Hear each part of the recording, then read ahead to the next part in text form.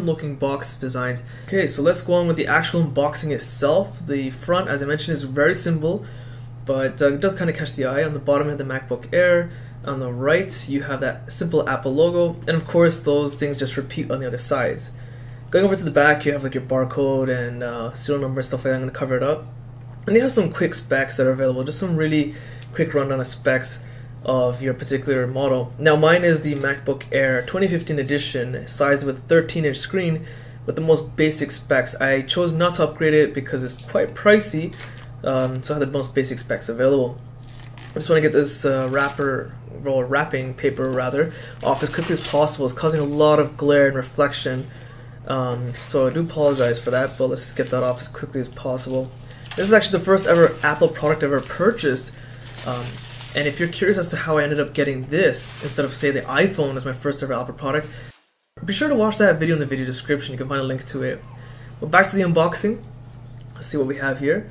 So there's some cushioning on the inside, which is nice to know that Apple's allowing it to protect my laptop as it was being shipped, because I had it shipped to my house.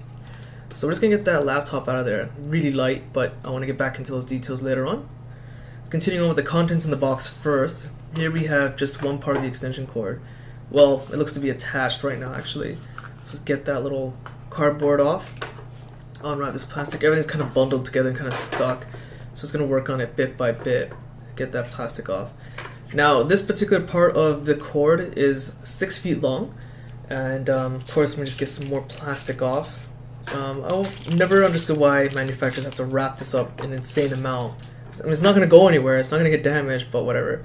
Anyway, as mentioned, this cord is 6 feet long, and this additional extension is another 6 feet long. So you have a total of about 12 feet of cord, which is awesome. Far too many times I've been in a situation where you can't plug it in because my table where I'm drinking coffee might be close enough.